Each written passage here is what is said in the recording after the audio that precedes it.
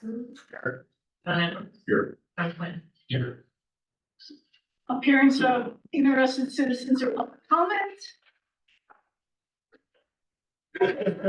He's my employee, but. Oh, yeah. Okay, consent agenda.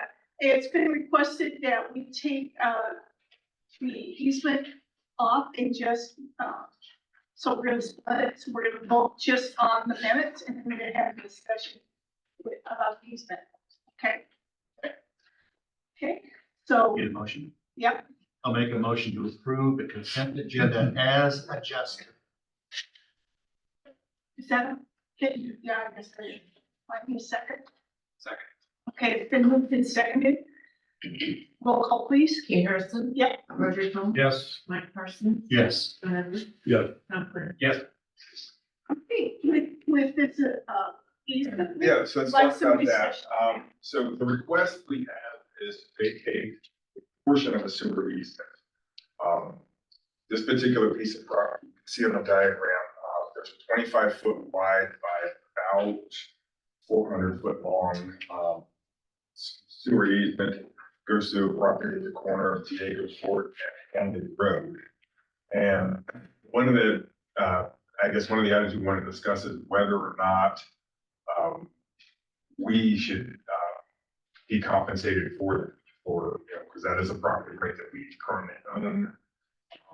And it is a benefit to the property owner, the underlying property owner. So that's one of the questions there. I did a little bit more research into the history of that. The easement itself was dedicated in 1989. It was part of a local improvement district that we were doing in that area. And the owner at the time did not charge any, we didn't pay for it. That was donated as part of that local improvement district.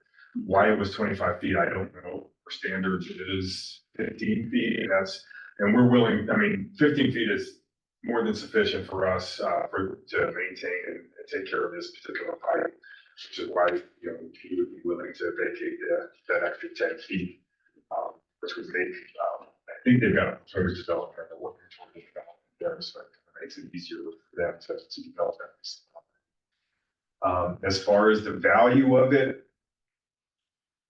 and I don't know where this came from, because it's one of those things that gets repeated a lot, but that the value of an easement is 10% of what the underlying value of the land is. And I don't know, like I said, I don't know where that comes from, but it gets repeated. In this particular case, according to Jackson County records, that property is a little bit more than $5 per square foot market value. So 10% of that would be 50 cents. Look for 1,000 square feet is what we'd be vacating. So a compensation for that, using those assumptions would be around a little over $2,000. So the question, the initial recommendation from staff was that it's not necessary for our operations, that we should just vacate that and let the property owner make the best use of it. But if we chose to say that this is something of value that we have and you should pay for it, then that I think would be their price. So that's where the question is. Okay, Roger. After that. Well, I guess, there's two ways to look at the paraphrase. When we buy easements, yeah, you might pay 10% of the property, but when you look at it like you're selling property, you're not selling an easement, you're selling property, then why isn't it worth the full value of the land? Because it's property they're gonna be able to use now. Well, they can use it now too. It's just, No, it's that's what they're restricted. doing. Right now, it's restricted. They can't build on it, things like that. It's still land that they have to use. Right, but depending on how they lay out a subdivision, it gives them, they put houses 10 feet further back. Depending on what roadway, and pools and things like that. And so Yeah. it's got, I would look at it like it's got a value much higher than, what we would pay for it. I think the fact that it abuts property, lot 9, lot 8, on the top of the sheet doesn't really allow much to be put there except for maybe a driveway. But there's no street out here, you're just going to do a lot behind you. I don't see, my personal opinion, I don't see any real value to us to make that a deciding factor. So just a little bit more background there. It's not, you know, an area here. The reason this was a fairly easy decision on the nuts and bolts of the things, just maintenance wise, is there's actually a public access easement with a path along 9 and 8 right there on that nearest property line, which allows us access to it where we can drive our flusher trucks. We required the developer to put in 12-foot wide dual 6-foot access gates there. We also had them rock up to those manholes, so that it's going to be a traversable surface for us to get there. Yeah. Exactly, you know, so, on the manholes that we have to get into, there's one manhole that's kind of surface. This point is, we can take or leave it. Are we currently using anything on that?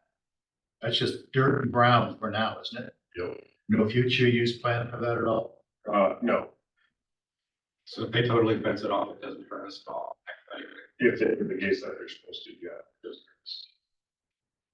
I guess there's three ways to look at it. One way is it was theirs and they gave it to us for free, so we can give it back to them for free. We do that in Medford a lot where there's like a dedication of an area and it turns out it didn't get built the way it was planned and it's now silly where it was. We're just taking the dedication, giving back what's theirs. Another way of looking at it is, do they have other projects they may be interested in, like that we need them to do, like this development that's going on? Do we need them to build X, Y, and Z as part of that plan, and maybe they pay for some of that? It sounds like it's still. And the third thing is, do we look at it purely as fiduciaries? We don't give anything unless you give us something. And that's kind of the LA way of looking at things, but those are the three. Right. Those are three thoughts. You know, and we kind of, you know, I guess the way we look at it, I think it was either one or two, that, you know, there's gonna be a time when we ask people for something, you may or may not pay, depending on benefit to the others. But like I said, in this case, they gave it to us, because it was necessary to build this local improvement district. They were generous, they gave us more than we needed. You know, we could return the change. It's different owners, but I don't know if that necessarily makes a difference. And, you know, it is, there's a measure of goodwill toward in it. You know, we work with, you know, we got a lot of repeat offenders, so we work with developers and engineers a lot. The amount of money, I don't know if it's necessarily worth it to, you know, build a reputation where we're trying to squeeze nickels out of developers if we can. No. Anyway, that's, should be a consideration.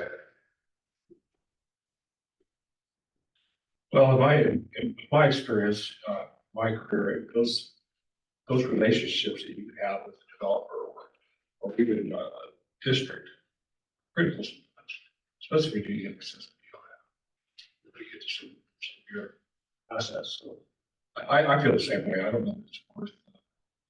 If it doesn't have any value to us, really, other than just maintaining it, we already have a city problem. Personally, you never know, we might use them. For me, I'm willing that it didn't cost us anything. Right, yeah, and we didn't know that before. Yeah, then, and I like the goodwill aspect. I would have gone for the 10% if it would have cost us or something, but with it hadn't. Yeah, I'm good with what staff suggested. Any more discussion? Do we need to condition it on them making the fence that it needs to get into? What's that now? We're gonna have to condition it on them making the fence, or did they make the fence? That's a condition of their development, so Oh, that's. so that's done. Yeah, they can't do their subdivision if they don't do that. Yeah, I'm still holding their signature on the plat. Well, it seems like we just enacted the first thing to spend money on a very valuable intangible. Karma's an intangible and it's only $2,000. That's true. And it was theirs. Yeah. Makes sense. Okay, are we ready? Yeah. Make a motion for approval of the extinguishment of the easement on, there's no resolution. The Country Meadows Estates subdivision units. I think it's actually doesn't. Yeah. Is it pheasant? It's- First, where they want the tree. Oh. Just say easement number 89-2692. Yeah, 692. yeah, I pushed the button. Got First it. numbers are 89. 89 dash 26920. We're not vacating the easement, we're just modifying. Yeah, yeah, it's a portion of that easement. Remake it. I make a movement for the extinguishment of the easement. 89-26920. On Hadley Road. I would second the friendly amendment, vacate a portion of the Right. easement that is Correct. discussed in the insurance. Yes, and I think the legal description calls it a partial extinguishment. Okay, Could add those words into the extinguishment of the partial easement. 89-26920. okay, okay. Roll call, please. Kate Harrison, Yes. Martha Jones, Yes. Mike Parsons. Yes. John Edwards. Yes. John Quinn. Yes. Thank you. You didn't ask for discussion. Huh? You didn't ask for discussion. But I just wanted to, I know I did it backwards. My mommy always told me I was a backwards child. I'm sorry. You'll get me straightened out eventually. it's like, I mean, yeah, I was planning on voting for it, whichever way. But it is over 4,000 square feet Yeah. of property, which they have lots in Medford that are smaller than, or, that are that size. Yeah. So, it just, I don't know, seems like we're giving away something that, we should be getting something for.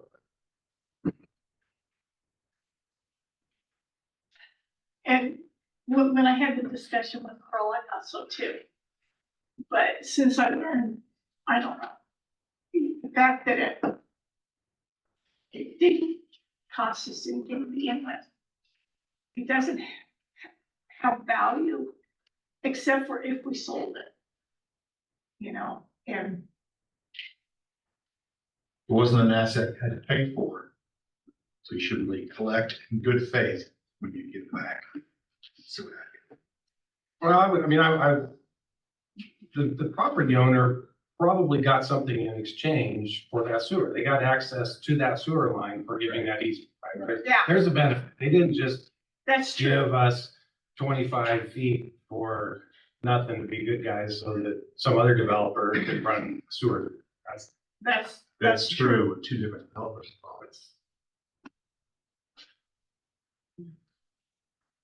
They were part of the original agreement. So, I mean, that was their benefit, that they got some benefit.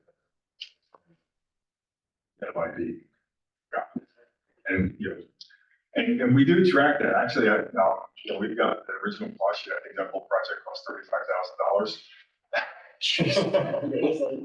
But, that is a line item on our cost sheets for, what we have for in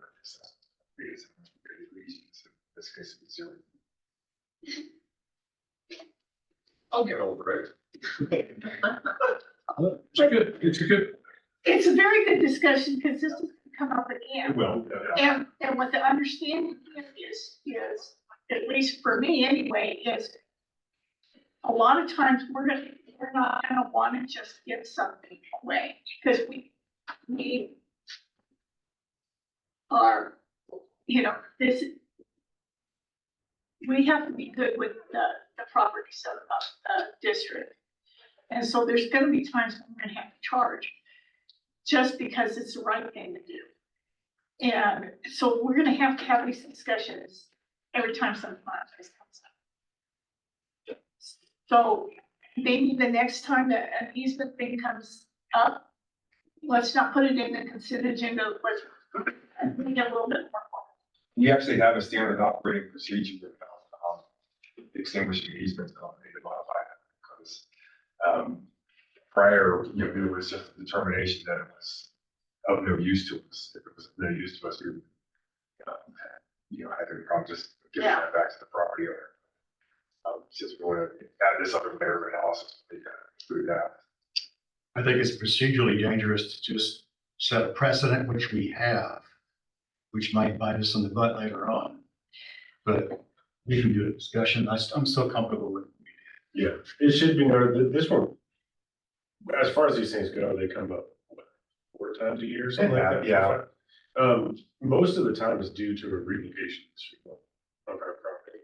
And there's still this, so they'll get rid of one, get rid of that easement, and actually dedicate us another one where the use for the line goes. That's 90% of the time how that shakes out. So that's kind of just a trade-off, I guess, so to speak. This one's just, there's no relocation, so this would probably made sense then.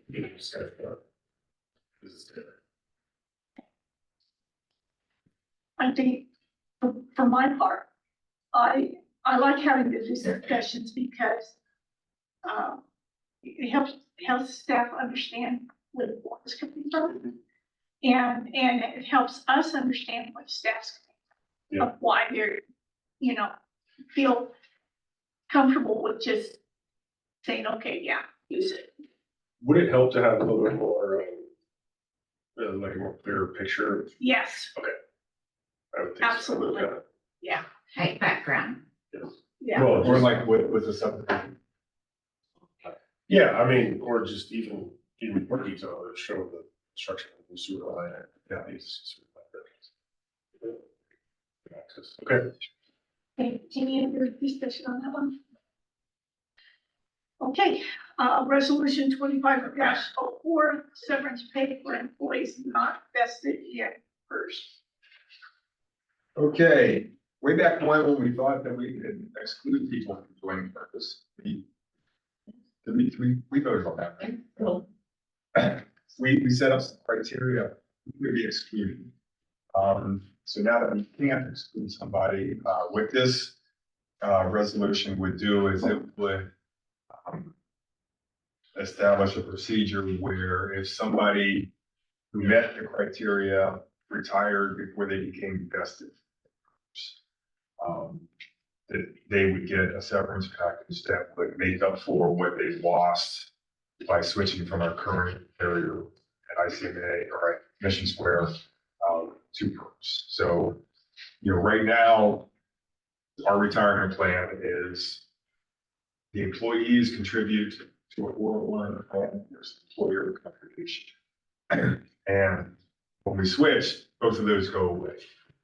So what this will do is it will make up on the back end the employer portion of that contribution.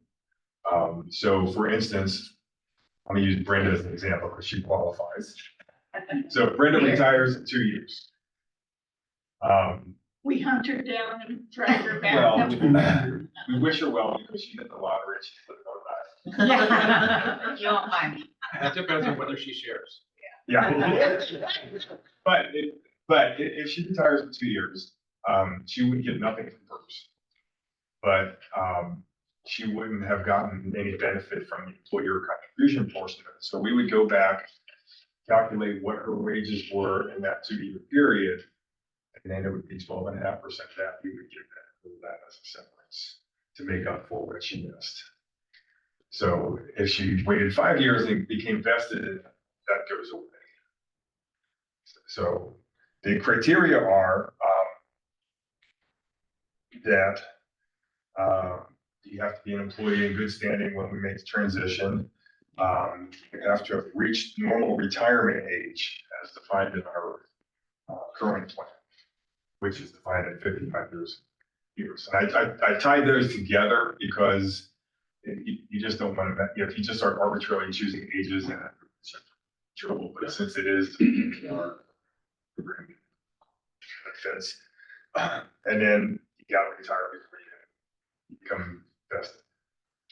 So this, I think, is the second to last piece that we need to make this transition.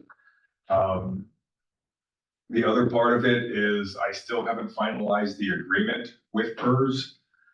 They sent me a draft and I have been already looking at that. They made some comments and some comments came back. And right now, it's on the PERS side of the comments. So we'll wait for that with the final version. It's real minor disagreements. There's one passage that talks about, has references to how salary is defined. And they're kind of the same. It's like the same reference, but it's repeated right after one after the other. So we're not sure exactly what it's trying to say there. So we want to clarify that. And then there's another section that talks about if we ever become not PERS, what we'll still owe unfunded liability. And we're trying to get it to pin that down on how that's calculated, or what the authority is there. So those are the two things that we're waiting on. But I expect we'll have that resolved pretty soon. They're both fairly minor, but you know, we got lawyers on it. That's their job, minor basic minor things. So I expect that soon, and I did just double check because I had to bring that back to the board. But the resolution we passed does authorize me to execute that agreement. So I'll bring it back to you to look at it. But if our lawyers are satisfied with it, Let me run a hypothetical fast piece, and then I'll show what I'm thinking about. I used to be a law professor reading hypotheticals. So, and I'm gonna pick a random. Purely hypothetically, totally made up numbers. Let's say she makes $100,000 a year and it's 4 years, and then she stops. So she would get 50%, 4 times 12.5. yeah, so $50,000. $50,000. Yeah. So far, so good. Now, if she had contributed that to PERS, that would have been pre-tax money, but she would be taxed on the income. If she gets a check for $50,000 when she leaves, that's her marginal tax rate and employment tax. Yes. So that's gonna take away 30% roughly if you put Social Security and Medicare tax. So she gets 35 that way Yeah. and 50 the other way that you pay tax on later. And it's easy to fix because we have a 401k type program anyway that folks can participate in Right. if they want to. If you're over 50, it's 30,500 now, I think, this year. Give them the option of having that severance pay go into their Yeah. 457, and that at least, 457. at least will save her. You still have to pay the taxes on the 20, but not 30. Right. Yeah, and that option would be available. And you can, do we have a Roth option for 457? I don't think we do, no. We should offer that. It doesn't cost us anything. No, you're probably right. That one's, there's a little complication, but Yeah, it's very doable. but yeah, that severance, they would allow, you know, it could go directly into their 457 pre-tax. That's already up to the cool. limit. Yeah, That's already something that can be done. yes. Nice. And that would be a choice, you know, whenever, if that ever happened, that would be, the retirement employee would have that option to choose. And they can just make it a one lump sum, one time. Yes. It's not that to break it out every period. Fair. I can verify that, but I'm pretty sure that's the case. I think that's the case too. Yeah.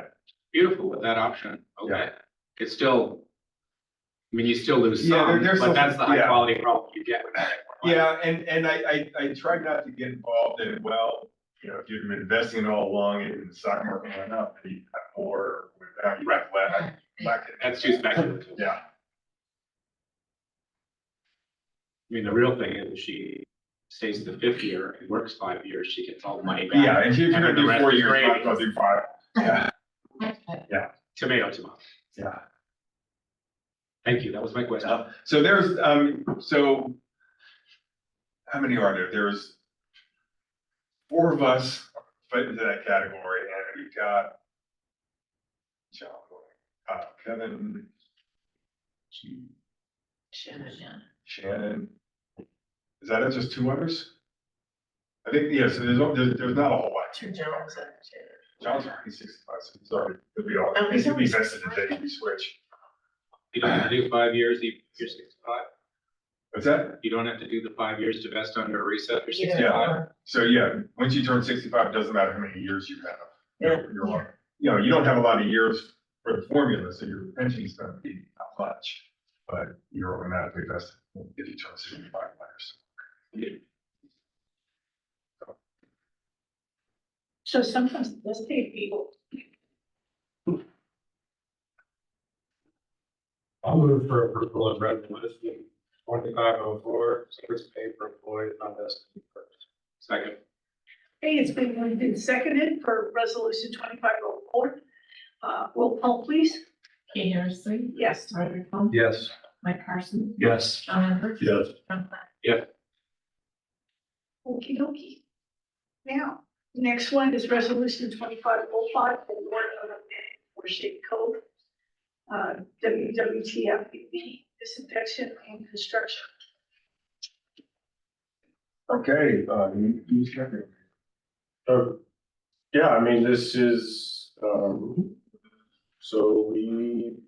this is for our UV disinfecting project, which I should note that we've got a consultant put this together for us, together with plan to bid package. Else, we received, 3 bids, and if you turn the page over, you can see the bid tab, not full bid tab, but the bid quotes. And, as a side note, the engineer's cost estimate was $700,000 over. Over what you got? Over what we got. this is not, Nick was not the engineer on this. So This is- that's not his. All right, yeah, I tried to preface that, but they didn't seem to do so good on their cost estimate for engineering services, which were quite a bit. So, That's a good thing. but, anyways, just as a side note, so the Outlier Construction is the lowest responsible bid, project is $974,800. We sent this bid package up to DEQ. They actually bid it last month. DEQ has approved that bid package, so they're all very super. Oh, We worked with Outlier before. actually, no, this is, they're a structural, kind of a site plan structure. They do a lot of, schools, School They've done some district, that's hospital what I was work. thinking. hospitals. Yeah. Yeah, they're doing the high school and. Yeah. Ashland right now. The former route of the North High School, Denver High School. It might have been, the owner's dad. No. Quite a bit. Long time ago. So, and funds are available in Village Services budget for the program. And here's the resolution. Does that number include the, Ulster hit? It does. Okay. Yes, sorry. Yes, that should be good. There's an alternate portion of the project that includes basically like a full barn structure on top of the facility. Which a lot of the UV controls and the the UV controls by themselves are covered anyways, so it's going to take care of that, and as well as give guys out through the plant a ton of extra room for what we call activities, but they really wanted like a shop space so that people. That's a great, that is a really great bid price. Yeah, Consider what we thought about. Yeah, we were a little pretty nervous. Who, under the contract, I know if we submit a change order, it's our problem because we're asking for it. But if there's overages or things like that, who eats that? One of the things that's on tonight in Medford is a whole bunch of change orders for the retreat. And you think they should figure that out in the beginning, reheating that, if they don't do it right. They should figure out what the project's gonna be in advance and not be, oh, I'm surprised, where's my money? Oh, yeah, I mean, that's, this, well, there's a couple different assumptions here. If the engineer did their job right, there's always unforeseen things, but if they just nailed it with the plans and the bid package that put together, it'll cost $974,800. Because we'll just pay each one of those bid items, but as things come up, you know, there's unforeseen circumstances, there's things underground you don't know, unforeseen site conditions. That's what they call it, and then a change order sheet to account for that based off of standard specifications that are outlined. ODOT has their own standard specifications. That, I believe, typically we go by that in the right projects, but they're using a different kind of specification. It's not right away. Public works contract, so public works contract, but it's the change orders are similarly counted.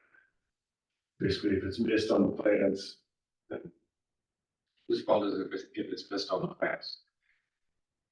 that would be the engineer, I suppose.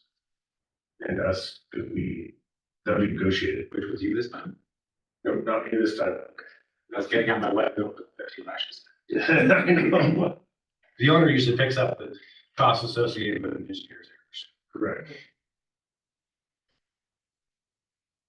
Okay, any other questions? Yes. Go ahead. So outlier is significantly less than the other two Yeah. bids. And so the nice guys that RVSS is, I assume you guys asked them if they were comfortable with their number. Oh, on the front end, we did, yes. Oh, with this number? They were sitting here when we Yeah. opened them, so. And they're aware of the Yeah, estimate anyway, yeah, right? that's a lot on the table. Yeah. All right, because I mean, I know in the past, you've offered to let somebody out of I've the done obligation that at if, least once where a contractor just absolutely blew it. Mhm. And it was really obvious and there was no point in trying to hold him to it. I let him out of it. You know, I don't think it's a pretty rare thing, even when there's a big discrepancy of, spread on the estimates. I haven't seen it here, but we did see it at City Electric quite a few years ago. The only other one we saw was when we had one bid for our animal project. Yeah, maybe a different situation. But for what it's worth, we contacted Outlier Construction before this, between last board meeting and this board meeting, to make sure that they were still interested. And said, hey, are you guys comfortable with this? And talked to the engineer as well. Everybody seemed okay with it. I mean, Yeah. Outlier said they're ready to go. all right, good. Yeah, there was a rumor that they Yes. were trying to back out of it. And that's why I And, contacted them. and, yeah, so we chased it down and I don't know where it came from. It didn't come from them. It came from us. It was a weird one. It came from one of the, Landholder. landholder, yeah, Yeah. land distribution. Right. So we felt obligated to chase it down. We That was a talked- good thing. We talked directly to Outlier about it. They didn't seem to have any issues. Hopefully they still make some money on it. Yeah, I think everything's. They will. Okay. Yeah, we've done this before too. We got a ridiculously slow bid. Some of our concerns were that they didn't really know exactly what they're getting themselves into. They usually that fell in the category of someone that was new, that we weren't familiar with how the area on the state. Want to get their footholds, they bid really loading in on the doors, they want other contracts to come up. And so we kind of vacated those. Yeah. Just for the reasons that we can verify the data. Prepared and responsible enough to know what's going on. So it's not unusual, but it doesn't happen very often. Yeah, and this, this number actually doesn't include the big ticket item, which is the actual equipment. Yeah. We purchased it ourselves. Yeah, that's another 250,000 we're gonna pay directly to the supplier. Yeah, so a lot of this is labor, there's a lot of demo. It's pretty straightforward. And I think your original thought was about 1.2 when we first started talking about this. Just right now? Your original number was about 1.2 on the estimate that you just ballpark back in the day. Yeah, and then you add the engineering on top of it. We're looking at about 1.6, 1.7 total project. With the engineering and everything. Half of that's gonna be a grant, so. Yeah. So we're gonna come in about $700,000 or $800,000, which is.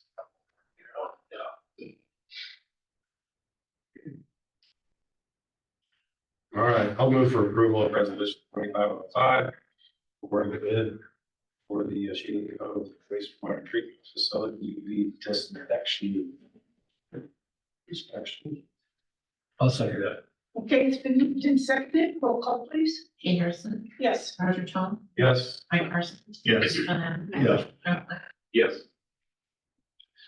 Since this is a new person, though, let's kind of keep mental on how to do with respect to change orders, cost of money. Yeah. Because that's, I know you guys will do that, but that's a good thing to keep in mind. Because they may bid us in the future. They're not new, they've been met. We've been around it. That's why I asked, because when I was a school district that they've done this, and so that's. I'm not saying they're bad or anything, I'm just saying let's keep the mental book because. Yeah, That's there part of the are risk. some contractors that that's kind of their strategy is to come in low and try to change orders. for example. And I'm not saying that they're that. Yeah. It'd just be good to know and why. Yeah, sure. Well, and sometimes it's bad, so they get their foot to put the work to a new place to work. And to expand from this very working. I'm sure they have a value or whatever, so. Okay. People call. Now we're up to project updates. Yeah. Again, Hotel Regional Connection, we're still working on design. There's still big hitters in the bridge crossing. And paving along the county's right of way and other things. Been super exciting there for the last month. Antelope Road is moving along. We had a February payment of 0.625 million. And then you see the quantities there. Those are just big quantities. And we're kind of turning the screws on the contractor to get completed right now. We sent out notification that the contract end date is next week. And next week, they've still got quite a bit of time to go. Though a lot of that is due to them not starting on time, as well as some other delays, some other things. But they're moving along at this point. And I should also note that the end date that we put on it was predicated on the county. The county engineers notified me that they've actually pushed that chip sealing out, so to this summer, so we've got some.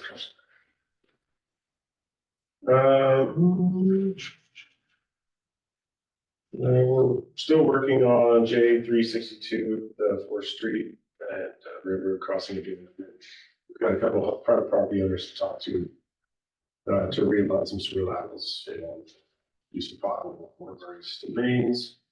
All right, J364, the White Mountain Sewer relocation. This was the project. This is the proposed partnering with the private property owner who is doing a gas station project, and we're going to partner with them to buy our sewer which is in conflict with the required sound that was conditioned by the county.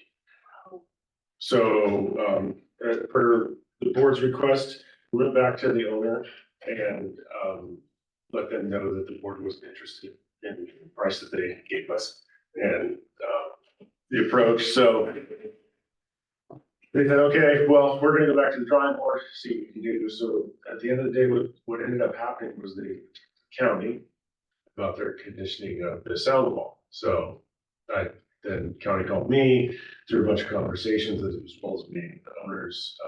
It sounds like the county's gonna come off their conditional requirement for the sound wall, and in lieu of what they call it, basically a noise analysis.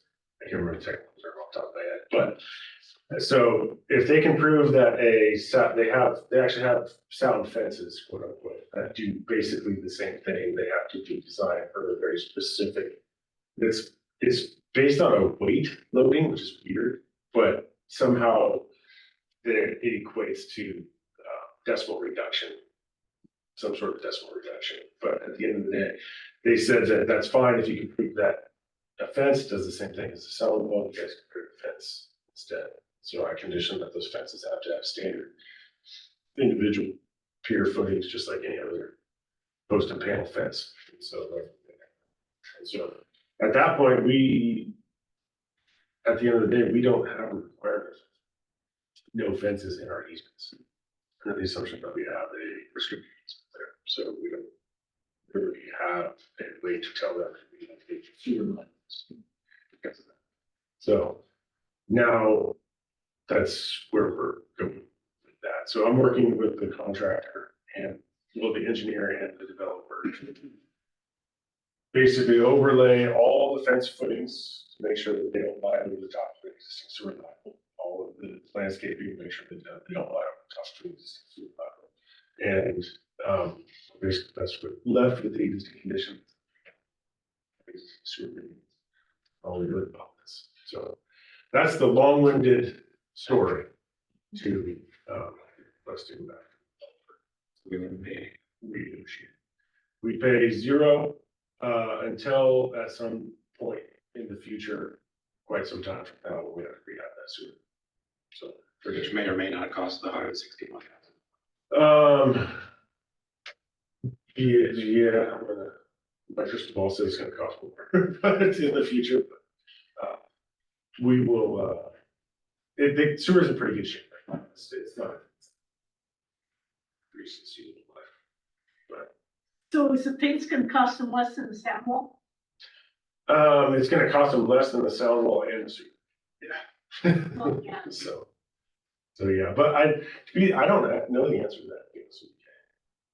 So I know those fences aren't as calm as just a regular CMP block hole.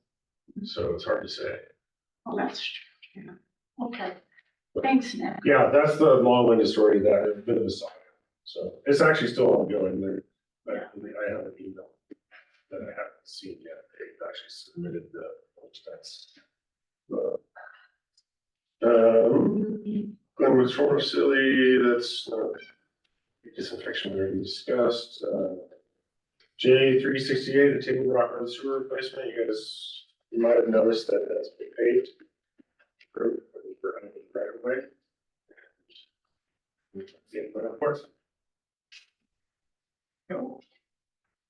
So on the Antelope Road, Yes, you mentioned the contractor's not gonna make his contract, and do we have liquidated damages We do. in this project? so we notified them that they need to abide by section 185. Where they have to request change orders and time extension to us prior to the contract. So we're just basically making them do their job as project managers on there. Do you think they'll be able to justify it? Is there gonna be, We'll is there gonna be a month late? We're gonna see what they can bring up. Just focus for this. All right. Yeah.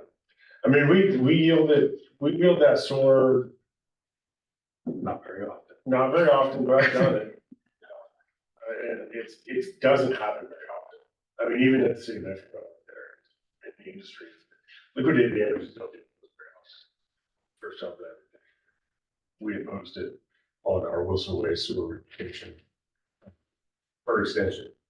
And just because the contractor dropped all their manholes on the site and didn't show up.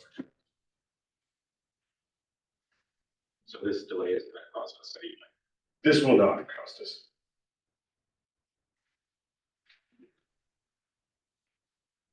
Hey, any other questions for Nick? Hey. I don't have much, it's been a quiet month. Flusher crew, they were out helping on the table off job for a little bit, so they got about 8.6 miles complete. TV crew with 9 miles. Both the treatment plants have been quiet, just running on. But we was took in the 340,000 gallons of septic. We have our new septic truck out there. To start, it's probably gonna be doing a lot of sludge hauling from Oakdale to the next plant, and then, also doing some of our own tanks, so that'll be nice. And Easton, who will be here just about a year next month, did pass his collections one certificate. Yay. DEQ. That's cool. Yeah, How big is the tank on this truck? 300 gallons. That makes for less back and forth and maintain. Yeah, you can haul more, but you know, it's one of those things like even with the Gold Hill guys, you have to get, you either want it full or not that much, because if you have to brakes, you know, water moving around, it does have okay. a couple baffles in it, but front to back, but I not didn't think side to about side, that. so. Yeah. Okay, cool. But the truck they have now, their Gold Hill is. Door handles are coming off and everything, so they are excited. That's good. No radio, no AC, and nothing like that truck, so Oh. this truck will be 98 one, looks good. Okay, Carl, your turn. Okay, let's see, we talked about consent agenda, the budget, we're well underway on that. And I gave my memo of the basic assumptions that we're using to build that budget. At least the big ticket items, you know, we are proposing a cost of living of 3%, which was the CPI for January, which we probably use. We are budgeting in health insurance increase of 10%. We don't expect it to be that high, to be conservative. We're not planning any additional staff. Capital improvement, pretty much on course. And we are, we've got, you know, a lot of the financing at TQ going on, so we want to grant it, also us helping defray a lot of that cost. Big one is treatment charges. Starting July 1st, our treatment charges are going to be almost 25% higher than they were last year, July 1st. And this is something we're going to expect for the next few years. Not that big, but that's like $2.63 for a single family home. That's significant. You know, that's that increase. You know, that's a 10% increase just in our rates just to cover the increased treatment charges. So we are proposing a little further down to increase our single family rate from 27 to 31. It's almost a 50% increase for that. The Gold Hill loan assumptions, we're still working on that. And we have a meeting this afternoon. And I think it's cleared all the hurdles at the state level. They're just waiting for sign off from at the federal side. And what was the issue? There's something about, they need it done by the end of the month, otherwise we need to get another. Yeah, quarterly, so they're gonna, Yeah. they're gonna have it approved or decided by the end of this month, next week, or else I'll have to provide another quarterly financial statement for them. So in Shady Cove, we're proposing a smaller rate increase. Their effective rate, once you count the franchise fee, would go from $51.50 to $53.50. Gold Hill, we're also pushing for an increase there. Their effective rate is going to go from $78.88 to $85, is what we're proposing. To start, we still need to keep building up the reserves on that. And once we start paying the debt service, it's going to come hard. So we're trying to get ready for that as best as we can.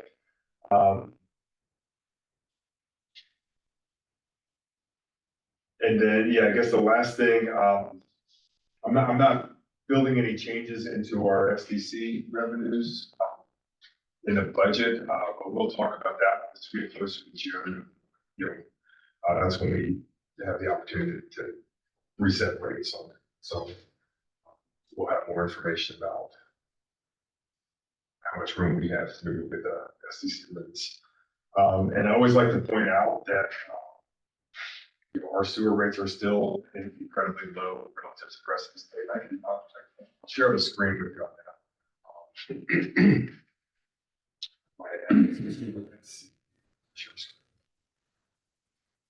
I was kind of hoping we could put the rate at $29.99 so we could like be the lowest in the state for a year.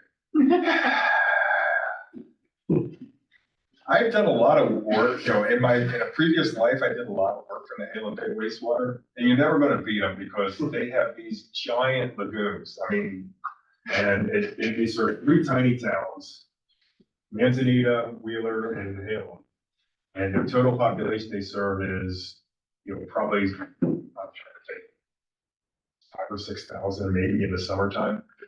And they've got these lagoons that they don't discharge at all in the summertime because it's just so big and evaporates everything. So you're never going to beat them because their operating expenses are almost nothing. Let's see, how do I zoom this? We done, right? Here we go. I see. Okay, well, let's switch it. So, I mean, you can see, and I do that. What I do is I go to everybody's website that has published their rates. And so, I mean, you can see some of these ones up at the high upper end of it. Sundown Sanitary District, they've got like 12 users or something like that. They're not very big, but some of them, City of Toledo, City of Newport, Tillamook, Oak Lodge, Lake Oswego, I mean, they're getting up there into the 80s. Where Gold Hill is right now, they're high, but there's quite a bit that's still higher. And when I moved down further, I highlighted local ones, Ashland, Grants Pass, Road River. I skipped over Shady Cove. There's Shady Cove. And then you get down to the bottom, it's the Halem Bay wastewater, Medford and us are kind of bringing up the rear. So there's, it's a good thing to be able to operate as well as we do with rates as low as they are. But, you just need to recognize that what's happening at the treatment plant. They're looking at a $300 million or so upgrade in place, and that's pretty big. And so we're going to be, when all said and done, we're going to be in it most likely, which is still, I mean, if we raise our rates to $50 right now, we'd still be competitive. Yeah, there's still going to be like 90 of those cities that are higher than us. So, I think we're in good shape. It's there's a good chance there'll be some squawking as like that. But, I think we're still where we are is a really good place. I'd rather be where we are than where anyone else is. So we're raising the treatment rate by 50%, but didn't you say that what we pay is going to go up 25%? Yeah, but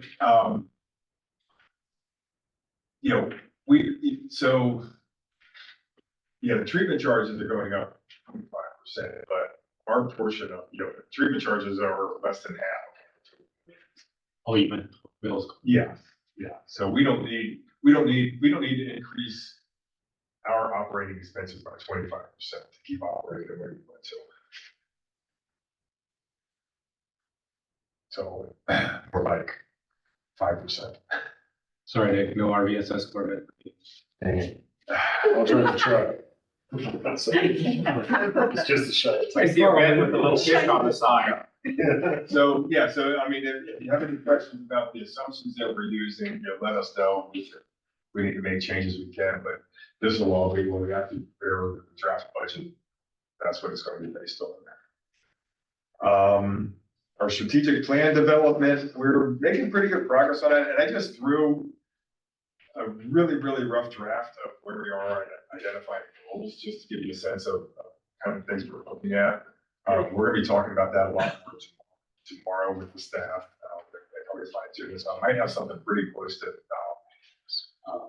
more finished after tomorrow. So I think we're making good progress there. We already talked about the Shady Cove disinfection project. We already talked about Gold Hill. On Gold Hill, I would note that I did put in a request with Senators Wyden and Kirkley for about $2.7 million grant, which would be enough to cover the cost of the pump stations. They like to tie it to a specific part of the project, something discrete. So I said, okay, pump stations. And then we put in a request with Alex Scarlato's office for $750,000. That would cover the SDC portion of the project. So, hopefully we'll get those. I have no idea whether or not to expect that or, what the likelihood of any of that is, but, you know, we put in the application.